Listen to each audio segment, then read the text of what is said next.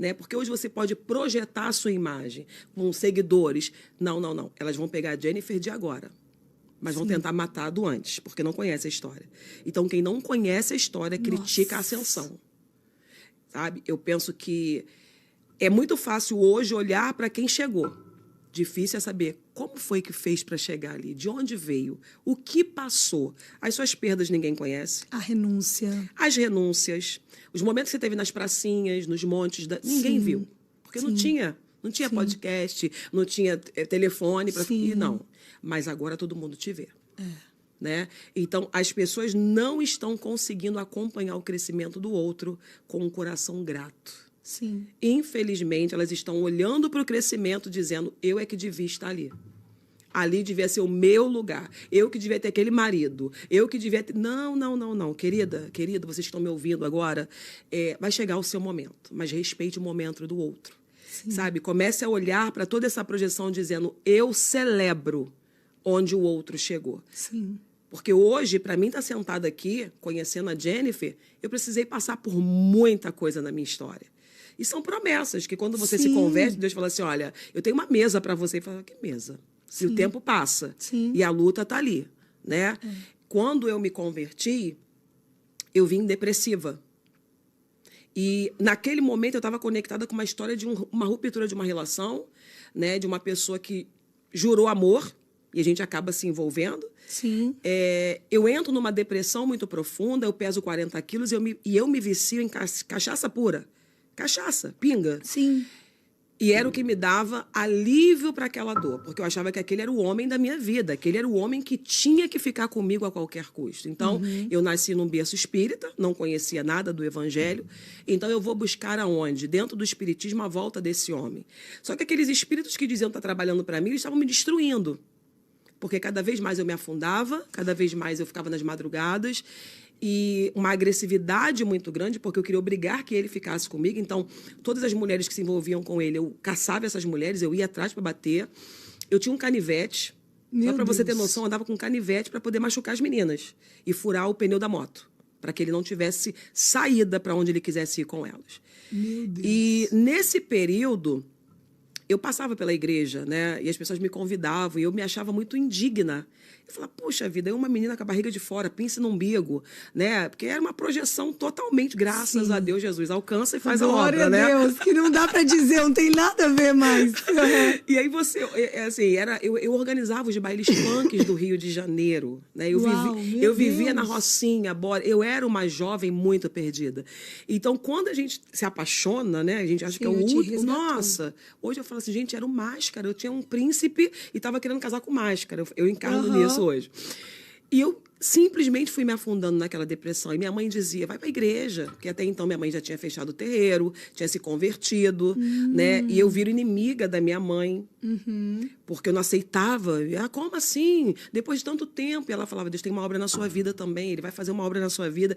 E eu não entendi aquilo. Minha mãe parar com tudo aquilo depois de 45 anos servindo aos espíritos. E me chamaram, então, para me reabrir aquele terreiro. E eu seria a dona do terreiro agora, a líder daquele terreiro de Umbanda. Né? E faltava uma semana para que eu fizesse todo aquele trabalho de feitura na minha cabeça. E eu fui num culto levar minha mãe, porque a pastora esqueceu de buscá-la. Minha mãe é deficiente visual. E ela falou assim, olha, não tem ninguém para me levar no culto, você vai precisar me levar. Eu falava, não. Mas não vou mesmo, eu não gosto daqueles crentes. E ela falou, só tem você.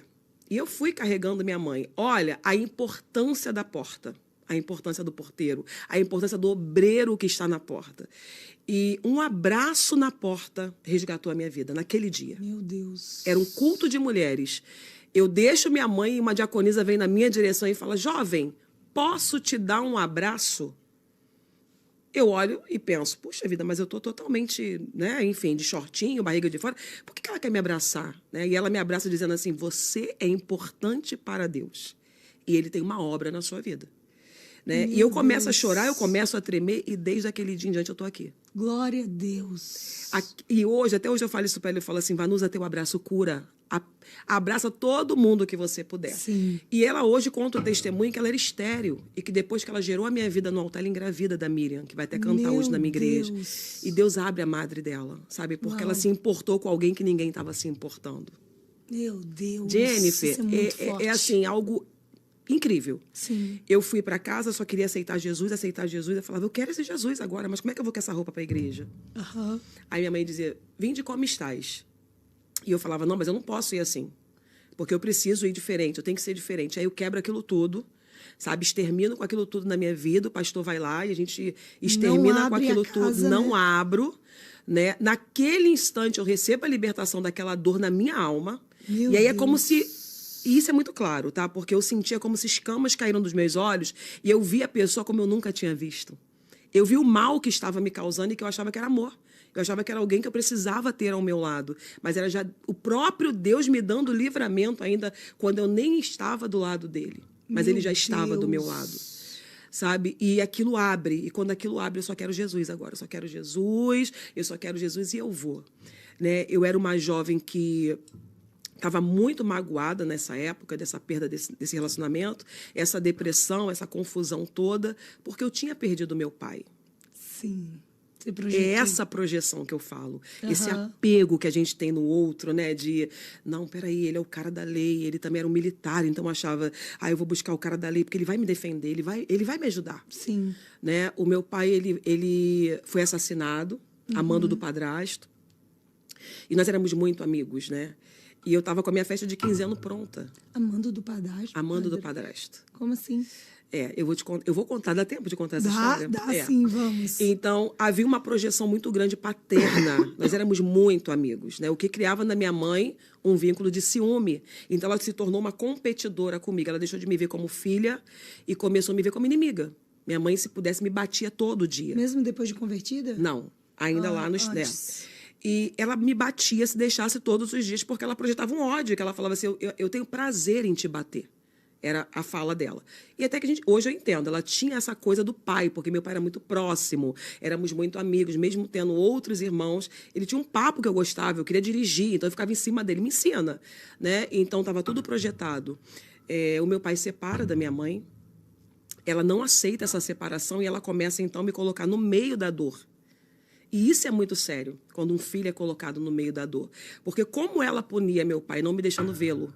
Então, iam os outros irmãos, eu não. Então, eu tinha febre. Isso eu tinha 13 anos para 14. Eu tinha febre, eu tinha muitas dores pelo corpo, porque eu queria vê-lo. Mas como ela sabia que isso traumatizaria tanto a mim como machucaria ele, ela fazia essa ruptura, né? Na época, ainda no espiritismo, não tinha Jesus, né? E até que chega esse momento que ele arruma uma outra pessoa e fala, olha, eu tô feliz. Eu falei para ele, se você tá feliz, eu tô feliz também. E quando ela descobre que eu sabia de uma outra pessoa, né, depois que ele tá separado dela, aí ela começa a intensificar as agressões. Então, se ela me batia com um fio, agora era com um pedaço de pau. Agora era com ferro na cabeça. Era uma agressividade, assim, absurda. E a gente cresce, né, dentro dessa agressividade, desse ambiente tão doloso. Puxiu. E, de repente, chega o Natal e ele fala assim, filha, eu vou chegar um pouco mais tarde com o presente de vocês, vou passar por aí, mas eu vou ver minha mãe primeiro, que era aqui em Jacarepaguá, Rio das Pedras. Chegando lá, fui almoçar com essa mãe, estava ele, meu tio, e o padrasto começou a brigar por causa de uma laje, porque, não, vocês não vão vender a casa, mesmo que vocês tenham dado a casa para ela, vocês não têm esse direito de vender a casa, que meu tio cogitou de vender a casa da mãe. Nessa discussão, eles não sabiam que esse padrasto estava envolvido no tráfico. E, naquele momento, ele sai e fala para eles assim, então tá bom, eu vou chamar os caras, e eles entenderam que era a polícia, para vir resolver isso com a gente. Né? E quando eles saem para ir embora, os dois morreram junto. Meu pai e meu tio são embatidos. Eu me lembro que com 14 anos me colocaram na beira do caixão e eu tenho a visão assim, Jennifer, plena, porque deram um tiro na testa. Sabe? E foi uma marca que ficou na minha vida durante muitos anos. Meu Deus. Foi uma revolta tão grande que eu fui pro morro, atrás de um traficante. Eu fui num baile e quando aquele homem se encantou com a minha vida, eu falei, ele vai me ajudar a matar quem matou meu pai. E eu fui envolvida e presa dentro de uma comunidade. E lá fiquei na mão de um homem de 35 anos, eu com 14. Meu Deus. Perdi minha vida naquele ambiente. Sim. Mas eu achava que era uma coisa que ia gerar a justiça, né? E claro que não. Sim. E quando Deus tem um plano, e eu digo isso com todas as letras para as mães que estão sofrendo, com filha, com filho, Deus salva, Deus resgata, Deus busca, porque Ele me buscou. Sim. Sabe? Ele me buscou naquele ambiente. Meu Deus. E com 18 anos, essa pessoa me disse, você quer ir embora? Eu falei, é o que eu mais quero. Eu não aguento, porque não tinha nada a ver comigo mais aquilo, sabe? Não era um ambiente que eu gostava, não era um lugar que eu queria estar. E ele disse assim, olha, se você conseguir sair daqui, você pode ir tranquila. Caso contrário, eu entrego o teu corpo para sua mãe, porque ele estava projetando me matar. Ele me deu 3 tiros e não saiu nenhuma bala. Nenhuma bala saiu daquele revólver. E eu entendi que eu precisava sair daquele lugar. Meu Deus. Né? Porque ele me deu 3 tiros de pistola pelas minhas costas. Eu só escutei o engatilhar, atirar e não sair. E eu desço uma escadaria muito rápida e consigo ir embora. E fui livre daquilo, sabe? Então eu volto para casa da minha mãe e sou recebida com um tapa no rosto, porque ela diz, e agora, quem vai sustentar a casa? Porque ela acabava tendo aquele dinheiro, sabe, para ela. E eu falava para ela, eu vou trabalhar, eu vou lavar alguma coisa, roupa para alguém, eu vou fazer alguma coisa, mas eu vou te ajudar, mas deixa eu ficar aqui, eu só quero só um pedacinho do quarto. E assim foi. Então, para você aí que tenta o tempo todo, minha mãe não me ama, a minha também não me amou, mas eu sou filha. Se ela não quer ser mãe, eu sou filha. Então eu vou dar um amor, eu vou honrar. Sabe? A gente não precisa morrer porque a mãe não sabe dar amor. O que eu preciso é me construir enquanto filha e entender. Eu tenho uma aliança com ela é minha mãe. Sim. Ela me gerou. Sim. Sabe? Então eu construía isso. Eu falava, não, por mais que haja todo essa falta, eu consigo fazer com que ela entenda que eu a amo. Sim. Sabe? Então é muita coisa para contar, né? Então eu tô aqui falando rapidamente de tudo. E aí a gente começa a olhar para o outro lado, eu busco esse pai em todo mundo, nas relações. Eu começo a buscar o pai vivo nos relacionamentos, é quando eu me envolvo com essa pessoa. E até então estava tudo 1000 maravilhas. 4 anos, 1000 maravilhas. Depois, quando falou, acabou, é como se eu estivesse enterrando de novo o meu pai, né? Como assim? Eu não aprendi a perder naquele momento. Sabe? Eu não aceitava isso. E aí tudo era dramático, cada rompimento. Tudo. Tô te deixando. Acabou. Não pode. Era como se agarrar no pé.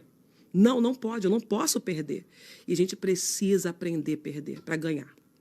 Precisa.